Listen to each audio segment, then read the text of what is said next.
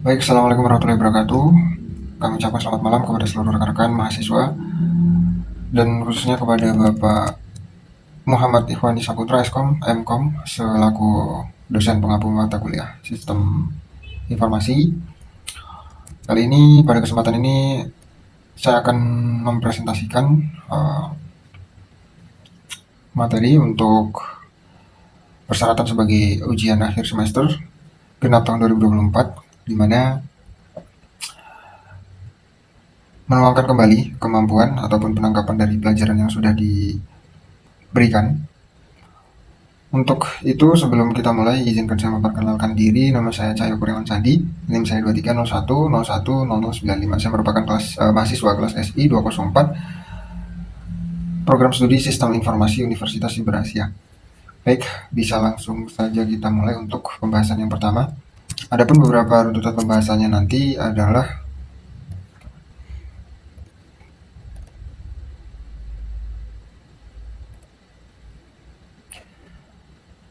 penjelasan mengenai fungsi dan dari sistem operasi, lalu ada karakteristik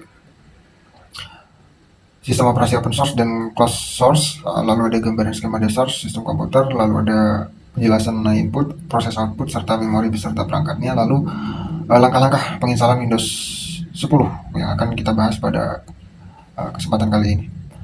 Baik, untuk yang pertama, kita akan mengenal terlebih dahulu tentang sistem operasi. Sistem operasi pasti sudah familiar kita dengar, namun dari sini kita akan mengenal lebih dasar lagi, yaitu tentang apa sebenarnya sistem operasi itu dan apa saja fungsinya, lalu ada berapa banyak jenisnya dan kegunaannya seperti apa. Dari pengertian di sini kita memperoleh penjelasan yang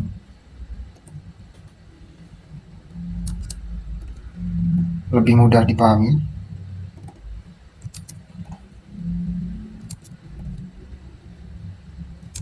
yaitu sistem operasi merupakan perangkat lunak yang disusun untuk sebagai penghubung antara pengguna dan perangkat keras komputer. Lalu operasi sistem juga mengelola sumber daya perangkat keras dan menyediakan layanan umum untuk program aplikasi. Tanpa sistem operasi, pengguna tidak akan dapat menjalankan aplikasi atau mengontrol perangkat keras komputer. Jadi sederhananya sistem operasi ini adalah manajer pengelola beberapa perangkat di dalam sebuah komputer yang goals-nya kita bisa lihat dalam bentuk perangkat kerasnya yang akan bertindak daripada perintah sistem operasi itu sendiri. Lalu untuk beberapa jenis sistem operasi yang familiar digunakan di seluruh dunia, seperti di sini ada Windows, lalu ada macOS, ada Ubuntu, lalu ada Google, dan ada Linux. Dari beberapa sistem operasi tersebut, sistem operasi yang sering kita gunakan atau mungkin bisa kita temui dalam kehidupan sehari-hari juga bervariasi tergantung pada jenis perangkat yang dibutuhkan oleh pengguna. Jadi list di atas tadi, di atas adalah beberapa banyaknya sistem operasi yang populer yang sering digunakan di dunia. Tidak ada yang paling baik karena masing-masing mempunyai kekurangan dan kelebihannya tersendiri, juga tergantung pada segmentase dan tujuan penggunaan pemakainya. Jadi pada dasarnya sistem operasi itu adalah base yang untuk menjalankan, menggerakkan, mengkoordinir baik dari perangkat keras komputer supaya saling terhubung, menjalankan fungsinya masing-masing. Lalu untuk beberapa fungsi daripada sistem operasi itu sendiri, di sini kita rangkum ada beberapa poin yang bisa dibilang kompleks untuk kita pahami, namun kita ambil yang paling sederhananya, yaitu ada beberapa poin fungsi daripada sistem operasi itu sendiri. Itu yang pertama ada manajemen jaringan, manajemen memori, manajemen penyimpanan, manajemen sistem berkas, manajemen I/O, dan manajemen proses, serta manajemen keamanan dan proteksi. Lalu ada juga user interface atau bisa dibilang antarmuka pengguna. Jadi ini adalah salah satu dari beberapa banyak fungsi daripada sistem operasi, dan ini adalah basicnya yang mungkin kita perlu spesifik untuk kita pelajari. Lalu untuk pembahasannya satu persatu, di sini yang pertama ada manajemen proses. Manajemen proses di sini sederhananya operasi sistem atau OS kita sebutnya, itu dia mengatur proses yang berjalan di dalam sebuah komputer, termasuk penjadwalan proses, eksekusi proses, penghentian proses. Ini memastikan bahwa setiap proses yang mendapatkan waktu yang cukup untuk menjalankan dan sumber daya yang diperlukan. Hal ini juga berkaitan dengan multi-programming, multitasking, multi-processing, distributed processing. Untuk manajemen proses ini sendiri memang ketika kita bedah itu banyak pendefinisiannya. Ya mungkin yang perlu kita sedikit pahami adalah dari multi programming ini. Jadi multi programming atau multitasking ya, itu dihitung dari banyaknya proses dalam satu pemrosesan. Jadi proses yang berjalan secara bersamaan dan masing-masing mendapat bagian memori dan dikendalikan sendiri. Jadi mungkin bersifat lebih monoton dan mungkin independen ya. Jadi multi programming atau multitasking, di mana kita menjalankan beberapa program secara bersamaan, dan itu di dalam sistem operasi ada proses yang begitu kompleks berjalan. Ini salah satu definisi dari multitasking itu sendiri. Lalu untuk multiprocessing di sini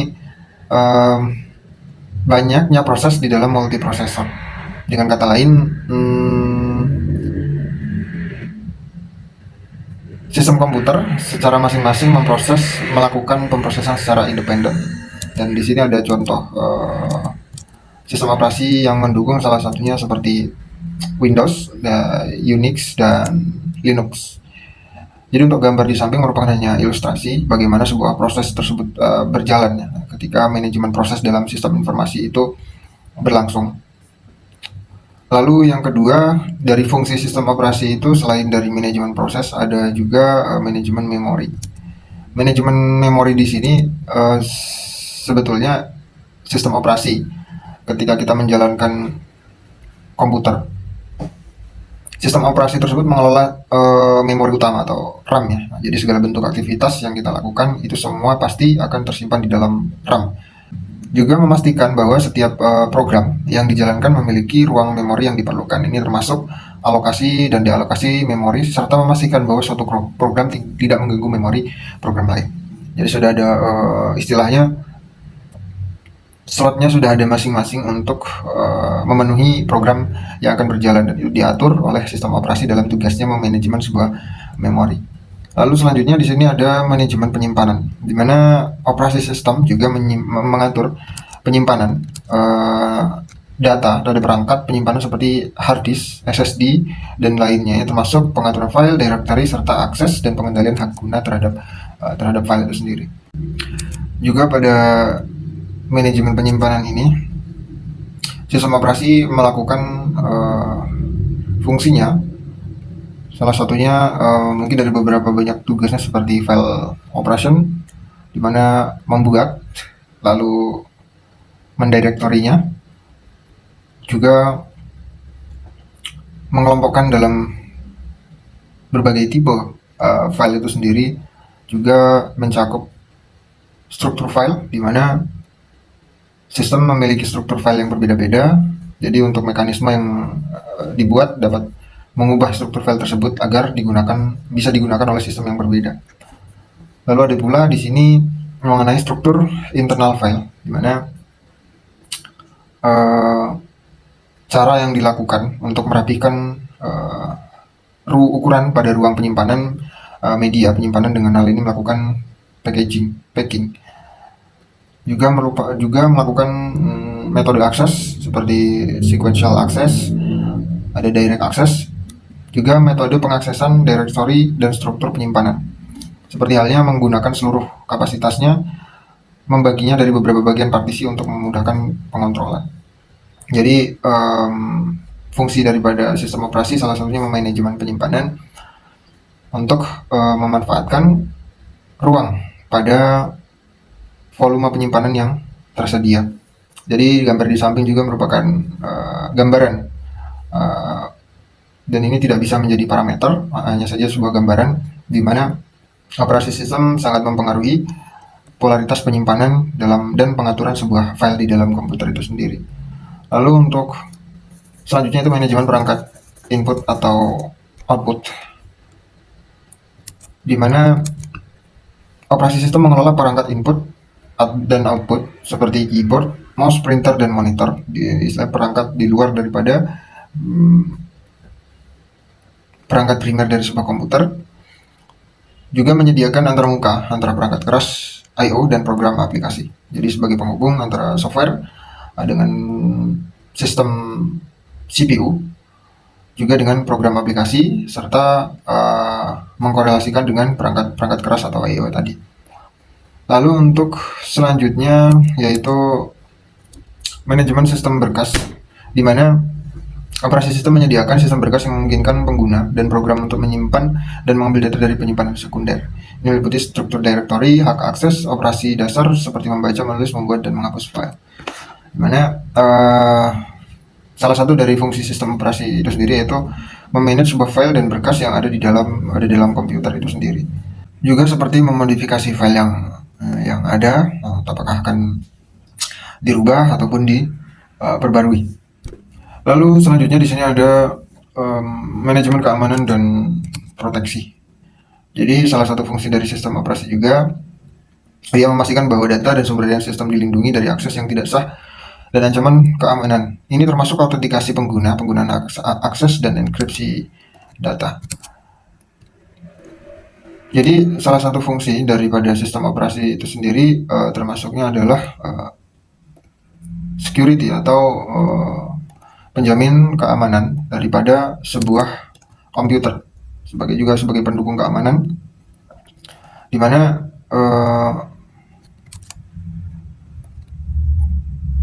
saat ini juga maraknya sebuah ancaman-ancaman ransomware, di mana itu sangat berbahaya sekali. Contoh yang mungkin sering kita dengar adalah seperti ancaman virus, di mana sistem operasi inilah yang salah satunya berandil dalam mengkoordinir ataupun mendefense daripada ancaman-ancaman tersebut, dengan tujuan supaya proteksi daripada sistem operasi ini menjamin file yang ada di dalam komputer tidak diganggu atau tidak hilang. Selain itu juga proteksi pada pengamanan terhadap hardware juga sama pentingnya begitu ya. Untuk keamanan sistem komputer itu juga menjamin sumber daya supaya tidak digunakan dan tidak disalahgunakan oleh orang atau pihak yang tidak bertanggung jawab. Lalu selanjutnya di sini kita ada manajemen antarmuka pengguna atau user interface, di mana OS menyediakan antarmuka pengguna yang memungkinkan interaksi antara pengguna dan komputer. Ini bisa berupa antarmuka pengguna, grafis, atau get user interface seperti Windows, atau antarmuka baris perintah CLI seperti di dalam Linux. Lalu selanjutnya di sini ada manajemen jaringan. Manajemen jaringan di sini sistem operasi juga memegang kendali untuk mendukung fungsi jaringan yang memungkinkan komputer berkomunikasi dengan komputer lain. Ini juga termasuk pengelolaan protokol jaringan, konfigurasi jaringan, dan layanan jaringan seperti berbagi file dan printer. Jadi di dalam operasi sistem itu sendiri memungkinkan komputer memodifikasi dirinya untuk menghubungkan dengan komputer yang lain seperti klien dan server, dengan mungkin di dalam suatu jaringan lokal ataupun non lokal ya. Di sini mungkin ada seperti gambarannya, di dalam sebuah komputer memiliki network dan sharing center, di mana juga berfungsi pertukaran file, juga ada koneksi wireless lainnya seperti mungkin kita gunakan untuk berbagi data. Lalu juga kita memungkinkan untuk menggunakan remote desktop atau meremote sebuah perangkat komputer dari jarak yang jauh gitu ya. Baik, selanjutnya di sini kita akan membahas tentang karakteristik sistem operasi open source dan closed source. Sebenarnya apa yang dimaksud dari keduanya, lalu apa saja karakteristiknya, lalu jenis dan contohnya itu seperti apa, mungkin bisa kita bahas di sesi kali ini. Yaitu yang pertama ada sistem operasi open source. Sistem operasi open source sendiri merupakan sebuah perangkat lunak yang kode sumbernya atau source-nya itu tersedia untuk umum. Siapa saja dapat melihat, mengubah, dan mendistribusikan kode tersebut. Contohnya Linux dan Android. Jadi pada dasarnya sumber rujukannya mereka dibagikan ataupun terbuka untuk umum dan non komersial ya. Jadi mungkin dibutuhkan untuk keperluan pengembangan suatu sistem. Jadi lebih bisa digunakan untuk semua kalangan. Lalu untuk sistem operasi closed source sendiri merupakan perangkat lunak yang kode sumbernya tidak tersedia untuk umum, hanya pengembang atau perusahaan yang memiliki akses untuk melihat, mengubah, serta mendistribusikan kode sumbernya. Jadi lebih dikatakan lebih private dari atau kebalikannya dari open source. Hanya tertentu, pihak tertentu yang bisa mengubah, mengkonfigurasi dan merubahnya. Lalu di sini beberapa karakteristik yang sudah kita rangkum antara lain seperti di sini dari karakteristik dari sistem operasi open source sendiri diantaranya adalah transparansi. Jadi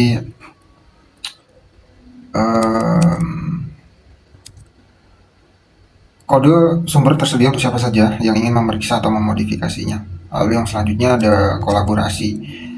Jadi dikembangkan oleh suatu komunitas yang sangat luas ya, lalu melibatkan kontributor dari seluruh dunia. Jadi di mana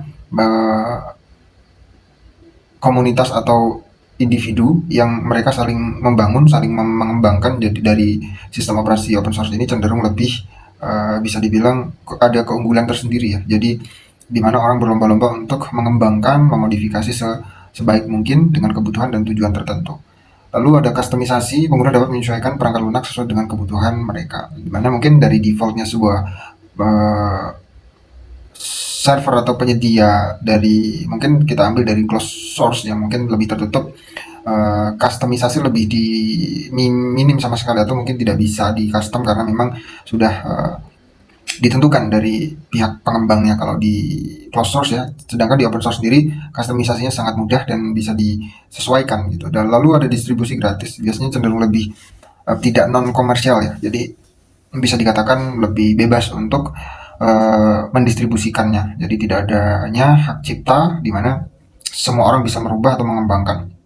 Lalu dari sisi keamanan dapat ditingkatkan melalui audit oleh komunitas yang luas. Mungkin salah satu yang menjadi pertimbangan ketika menggunakan open source sendiri, memang ini salah satu kelemahannya. Jadi karena keamanan atau privacy policy-nya memang bisa dikatakan mempunyai kekurangan tertentu, dikarenakan mungkin bisa dikatakan lebih baik ataupun kurang begitu meyakinkan karena memang melibatkan banyak pihak gitu. Lalu selanjutnya di sini ada karakteristik dari open source di sini contoh dari sistem operasi open source sendiri, seperti contoh ya dari awal tadi itu Android dan Linux, di mana Android ini merupakan sistem operasi yang dikenal sebagai AOSP atau Android Open Source Project, yang merupakan perangkat lunak bebas dan sumber terbuka.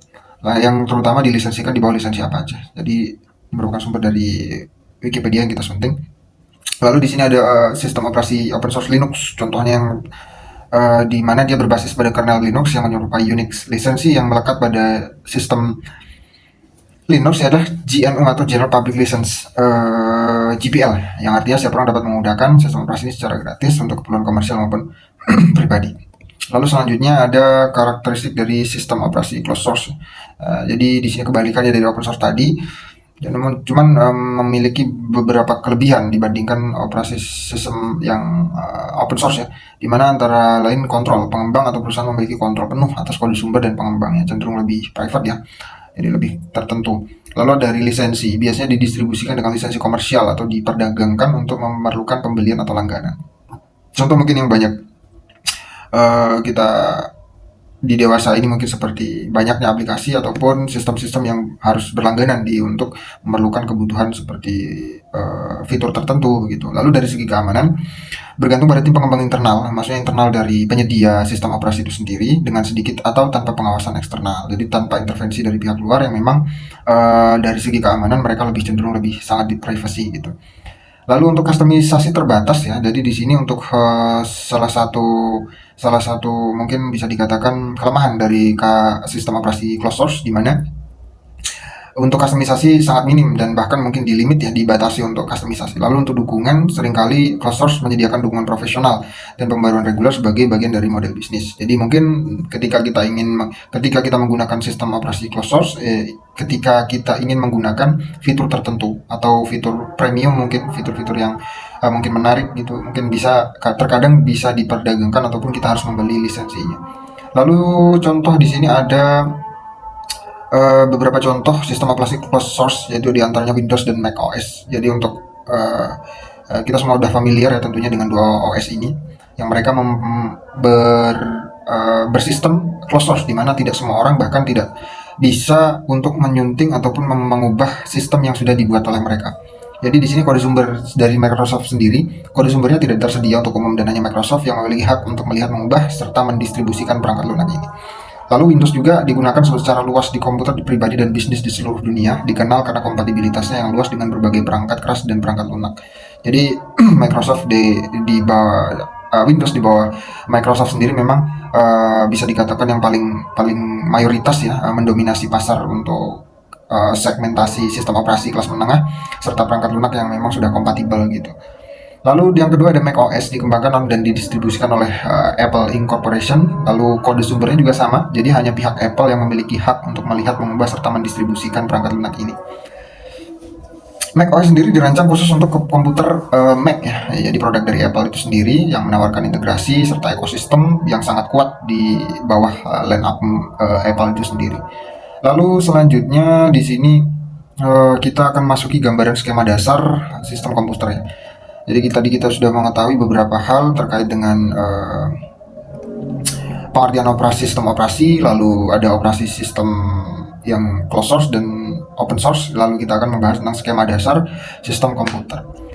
Jadi di sini untuk skema atau gambaran dari dasar sistem komputer sendiri sudah mungkin sangat familiar, itu diantaranya tidak bisa dipisahkan dari software, hardware, dan brainware. Software sendiri merupakan perangkat lunak yang merupakan salah satu komponen di mana untuk menggerakkan dari hardware itu sendiri. Lalu hardware tersebut merupakan perangkat pendukung yang saling berkaitan dengan software itu sendiri, yaitu berupa benda fisik yang dapat kita lihat, dapat kita sentuh, dan dapat kita raba. Lalu ada brainware di mana manusia sendiri yang memang di situ menggunakannya untuk keperluan sesuai dengan kebutuhannya masing-masing. Lalu secara bagan atau gambaran skemanya, kita memiliki skema seperti ini. Jadi di dalam sistem komputer itu ada kita katakan ada CPU, main memory, input, output, storage, dan bus system.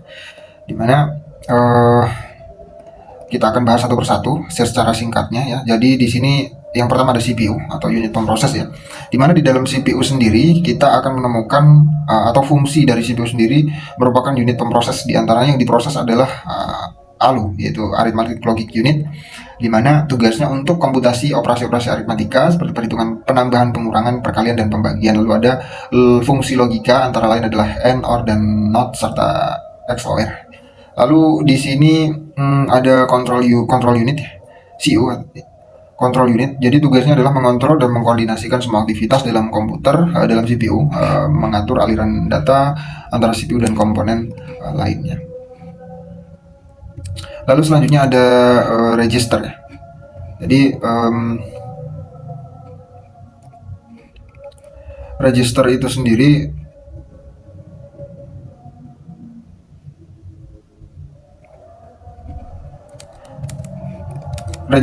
merupakan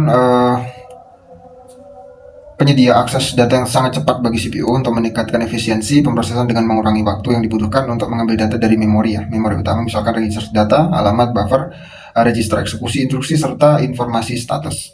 Jadi fungsi dari register sendiri adalah untuk memberikan efisiensi pada CPU untuk melakukan beberapa instruksi serta meregister data-data, mengalokasikan data, alamat, lalu instruksi, dan informasi status. Lalu di sini ada memori. Memori sendiri merupakan, di sini ada beberapa jenis ya. Jadi salah satunya ada RAM. RAM di sini penyimpanan data dan instruksi sementara selama proses eksekusi oleh CPU yang bersifat volatil. Jadi volatil itu merupakan istilah di mana perangkat yang ketika tidak ada dialiri oleh sumber daya berupa arus ya, mereka akan ketika mati maka data yang disimpan akan hilang juga. Jadi bersifat sementara, hanya sementara. Jadi pada dasarnya setiap operasi yang kita lakukan di dalam sebuah komputer itu tersimpan di dalam sebuah RAM atau random access memory. Lalu ada ROM, di sini penyimpanan instruksi dan data yang tidak berubah dan diperlukan untuk booting atau operasi dasar komputer, biasanya diperlukan untuk firmware dan BIOS. Jadi untuk penyimpanan dari sistem operasi itu sendiri. Lalu ada memori sekunder, di mana di sini penyimpanan data dan program secara permanen dan tidak yang tidak sedang digunakan oleh CPU. Contoh seperti hard disk dan SSD atau solid state drive. Di sini kebalikan dari RAM ya. Jadi kalau RAM itu tadi volatil, di sini memori sekunder seperti hard disk dan SSD itu jenis penyimpanan yang non volatil, atau ketika tidak ada daya arus ataupun arus yang menyuplainya, maka dia masih tetap bisa menyimpan data tanpa terhapus atau hilang ya. Lalu ada di sini ada cache memory, di mana fungsinya untuk menyimpan dan instruksi yang sering digunakan oleh CPU untuk mengurangi waktu akses ke memori. Jadi bisa dikatakan untuk mempercepat proses selanjutnya. Jadi aksi yang kita lakukan di dalam melakukan program, melakukan aktivitas pada komputer, maka cache memory ini berperan penting untuk multitasking ya. Jadi ketika ingin berpindah pada program satu ke program lainnya, maka cache memory ini sangat berpengaruh sekali. Lalu ada register, di mana register sendiri menyimpan alamat instruksi berikutnya, data sementara selama eksekusi instruksi. Lalu di sini ada unit masukan atau input ya, input dan output. Ini bisa dikatakan juga sangat familiar. Yaitu input merupakan perangkat komponen yang digunakan untuk memasukkan data dan instruksi dalam sistem komputer. Perangkat ini memungkinkan pengguna berinteraksi dengan komputer dan memberitahu komputer apa yang harus dilakukan. Misalnya di sini ada keyboard, mouse, mikrofon, dan kamera. Jadi alat-alat tersebut atau komponen-komponen tersebut merupakan komponen daripada perangkat komputer yang gunanya untuk memasukkan data atau memberi instruksi data ke dalam CPU untuk diproses ya. Jadi keyboard untuk menghentikan karakter, masukkan karakter melalui touch yang ada, lalu mouse untuk menggerakkan kursor, lalu mikrofon untuk memberikan masukan pada suara, unit data suara, ada kamera yang memberikan masukan untuk data berupa gambar ya, atau mungkin video. Lalu selanjutnya di sini ada output atau unit keluaran. Hampir mirip, namun beda, fungsinya sama, namun secara arusnya itu dia memberikan data keluar ya. Jadi di sini digunakan untuk menampilkan, mencetak, atau menghasilkan hasil pemrosesan data dari komputer ke pengguna. Perangkat output memungkinkan komputer berkomunikasi dengan pengguna dengan menampilkan informasi dalam format yang mudah dipahami. Contoh seperti monitor, printer, dan speaker. Mana monitor menampilkan data berupa tampilan dalam bentuk gambar, huruf, layar, ataupun visual yang lainnya. Lalu di sini ada gambaran skema dasar komputer tentang bus system dan interkoneksi. Jadi sesuai dengan yang mungkin kita bahas sebelumnya, jadi bus system sendiri merupakan salah satu dari skema dasar sistem komputer, di mana isinya atau fungsinya adalah sebagai jalur komunikasi yang menghubungkan berbagai komponen dalam sebuah sistem komputer seperti CPU, memori, perangkat input output. Bus system memungkinkan data dan instruksi serta sinyal kontrol untuk dipertukarkan antara komponen-komponen ini. Jadi di dalam bus system sendiri ada 3 komponen yang saling berkaitan, yaitu salah satunya data bus ya. Ini membawa data antara CPU, memori, perangkat input output. Lalu lebar untuk pengukurannya, lebar data bus itu misalnya 8 bit, 16 dan 32, menentukan berapa banyak data yang dapat ditransfer sekaligus. Jadi semakin besar bit yang dimiliki, maka semakin cepat jalur yang akan dilewati atau proses yang akan dilakukan akan semakin cepat ya. Lalu di sini ada address bus, di mana dia membawa alamat informasi dari CPU ke memori untuk menunjukkan lokasi di mana data harus dibaca atau ditulis. Lebar address bus menentukan jumlah maksimum alamat memori yang dapat diakses. Misalnya 16 bit, maka dapat mengakses 2 pangkat 16 atau totalnya 65.536 lokasi memori. Lalu untuk kontrol bus itu sendiri merupakan unit yang membawa sinyal kontrol dan perintah dari CPU ke komponen lainnya untuk mengatur operasi pada perangkat input, output, serta mengelola interupsi. Jadi ketika data bus merupakan jalur traffic daripada data itu sendiri, lalu address merupakan membawa informasi di mana data itu harus berhenti untuk operasi baca atau operasi tulis. Lalu untuk control bus sendiri merupakan data yang membawa sinyal ataupun aksi akan diapakan data tersebut gitu. Lalu untuk selanjutnya di sini ada langkah-langkah penginstalan Windows 10. Jadi ada 2 opsi yang ditugaskan kepada kita, antara untuk menginstal Linux ataupun Windows 10. Maka di sini saya akan membawakan step-step penginstalan dari sistem operasi Windows 10 yang mungkin sangat familiar sekali digunakan. Jadi untuk step yang pertama adalah persiapan backup data ya. Itu yang paling penting ketika kita mempunyai personal komputer ataupun PC ataupun perangkat komputer lainnya. Pastikan sebelum kita akan menginstal ulang ataupun Ini tidak berlaku ketika kita memiliki dalam kondisi baru ya. Jadi ketika sudah mempunyai data di dalam komputer itu, kita wajib untuk membackup baik secara online maupun secara flash drive.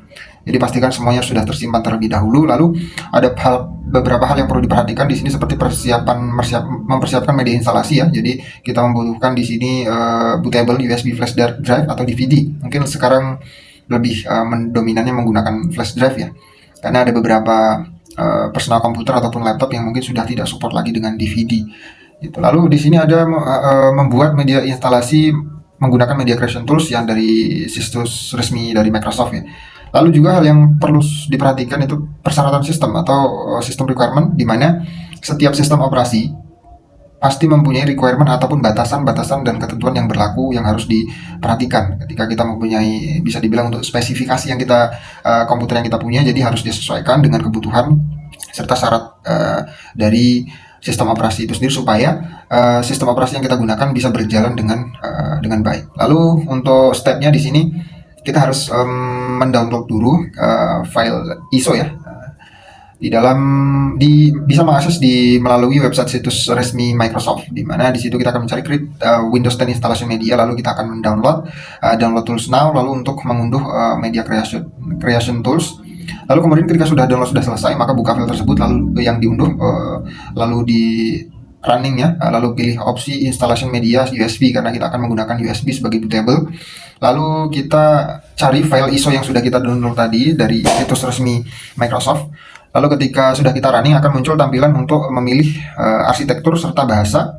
Kita biasanya memilih sesuai dengan requirement dari spesifikasi komputer kita 32 atau 64. Lalu kita pilih ISO file karena yang kita download tadi adalah merupakan format ISO file ya. Lalu setelah itu masuk ke step selanjutnya dengan menekan tombol next. Lalu setelah selesai untuk mendownload file ISO tadi, kita akan membutuhkan Rufus sebagai media untuk pembuatan bootable ya. Jadi hampir sama tadi mendownload, diinstal aplikasi Rufus melalui situs resmi. Lalu colokan USB drive minimal 8 GB ya, karena memang di sini file dari ISO tadi estimasi sekitar 4 sampai 5 GB ya. Untuk itu pun belum yang update, sekarang semakin diupdate maka file dari media creation akan semakin besar juga. Lalu pilih USB drive dari daftar nama device. Jadi harus diingat juga nama USB-nya tadi untuk kita bisa memilih device yang jangan sampai salah memilihnya. Lalu ada di sini ada partition scheme, itu MBR atau GPT ya, sesuai dengan mode BIOS atau yang digunakan antara BIOS UEFI pada komputer masing-masing. Lalu pilih file system, lalu pilih mode NTFS atau FAT32 file system yang digunakan, biasanya FAT32 ya yang sering kita gunakan. Lalu file ISO-nya kita klik start pada menu Rufus, maka proses pembuatan bootable-nya oleh aplikasi Rufus sudah bisa dimulai. Lalu ketika sudah selesai maka tinggal di close, lalu restart komputer, lalu masuk ke dalam menu BIOS ya. Menu BIOS sendiri setiap pembuat daripada komputer mungkin sedikit berbeda, namun biasanya bisa dicari di search di Google ataupun di internet untuk masuk ke dalam menu BIOS-nya itu sendiri. Lalu ketika sudah masuk ke menu BIOS, kita masuk ke dalam menu boot configuration, di mana di sini kita akan mengalihkan booting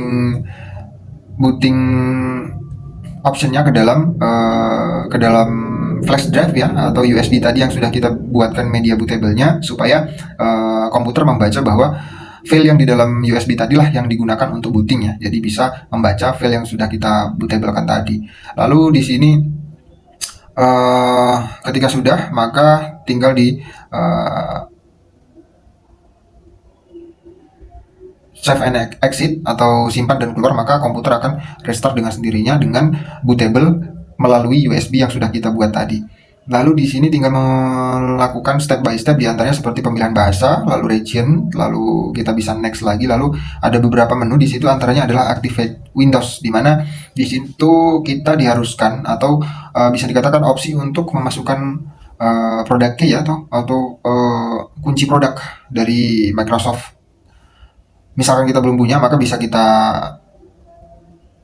lewati terlebih dahulu yuk, untuk menyelesaikan terlebih dahulu penginstalannya. Di sini ada menu untuk tipe instalasi yang akan kita pakai, di mana ada upgrade installation Windows and keep file, di mana kita akan menginstal tanpa menghilangkan file di dalam storage yang kita pakai. Lalu ada custom install Windows Advance ya. Jadi itu lebih bersih, lebih clean karena memang benar-benar dihapus semua total data yang ada di dalam storage kita. Lalu selanjutnya setelah itu kita akan membuat partisi hard disk, di mana membuat partisi penyimpanan untuk penyimpanan media primer dan sekundernya.